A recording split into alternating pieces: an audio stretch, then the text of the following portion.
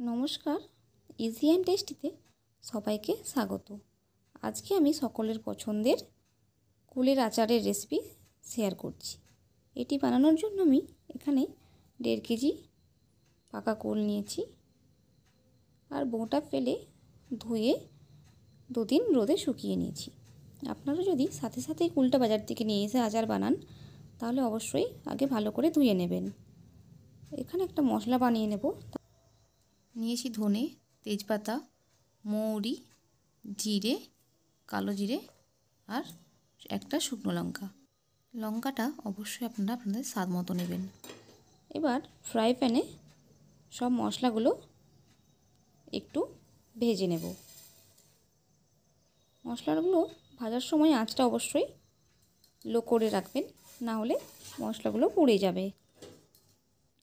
এবার মশলাগুলো ঠান্ডা করে গুঁড়িয়ে নেব। মশলাটা কখনোই খুব বেশি মিহি করে গুঁড়াবেন না। মশলাটা একটু দানা দানা রেখে গুঁড়ালে আচারটা খাওয়ার সময় যখন মশলাটা মুখে পড়বে তখন খেতে খুব ভালো লাগে।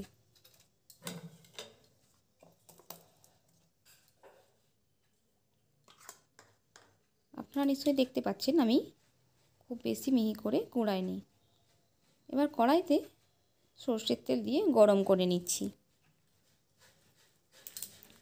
তেল গরম হলে দিয়ে দেব দুটো শুকনো লঙ্কা আর 1 চামচ 5 ফোড়ন। 5 ফোড়নটা থেকে সুন্দর গন্ধ বের হলে দিয়ে দেব কুলগুলো দিয়ে ভালোভাবে নাড়তে থাকব। কুলের আচার বানানোর সময় প্রায় 1 ঘন্টার উপর সময় লাগে।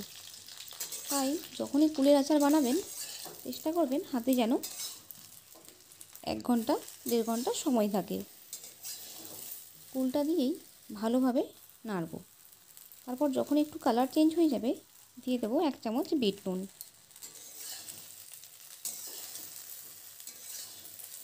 আপনারা চাইলে বিট নুনের পরিবর্তে এমনি নুনও ব্যবহার করতে পারেন। নুনটা মিশিয়ে নিয়ে দিয়ে দিচ্ছি এখানে আমি তেঁতুলের রস।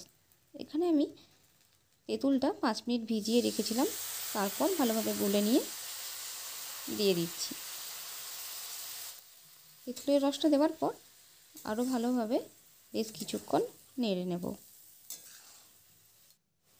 দেখতেই পাচ্ছেন ধীরে ধীরে একটু একটু করে কালারটা চেঞ্জ হচ্ছে। দেখুন কালারটাও চেঞ্জ হয়ে গেছে আর কুলগুলো ফাটতে শুরু হয়েছে। এবার দিয়ে দিচ্ছি গুড়। আমি 1.5 কেজি কুলের জন্য 1 কেজি আখের গুড় ব্যবহার করছি।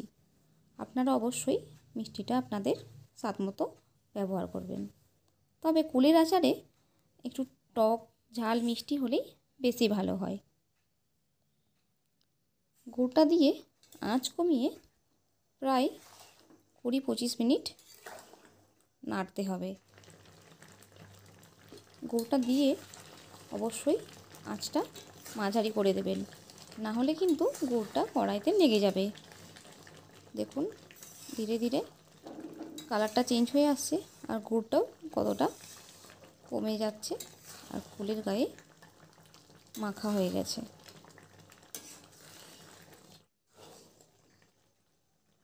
দেখতেই পাচ্ছেন কালারটা কত সুন্দর এসেছে। এবার আগে থেকে ভেজে গুঁড়িয়ে রাখা মশলাটা দিয়ে দিচ্ছি।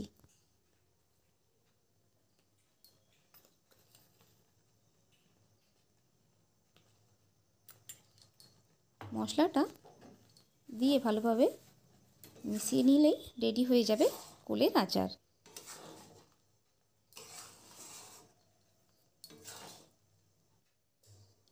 কুলের আচার স্টোর করার জন্য কখনোই এরকম প্লাস্টিকের জার ব্যবহার করবেন না। সবসময় চেষ্টা করবেন এরকম কাঁচের জারে যে কোনো আচার স্টোর করার। কুলের আচারটা যাতে বেশি দিন থাকে তার জন্য আমি জারে সামান্য সর্ষের তেল দিয়ে নিচ্ছি।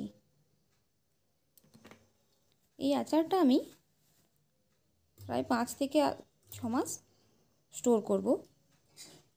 তবে আপনারা যদি আরও বেশি দিন স্টোর করতে চান অবশ্যই মাঝে মাঝে রোদে দেবেন। এবার উপর থেকেও সামান্য সর্ষের তেল দিয়ে দিচ্ছি, তারপর ঢাকা এঁটে রেখে দেব।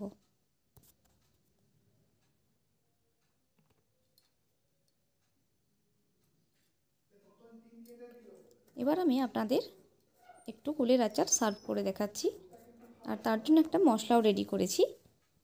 বিশেষ কিছু দিইনি, দিয়েছি সামান্য বিট নুন, সামান্য লঙ্কার গুঁড়ো আর সামান্য চাট মশলা।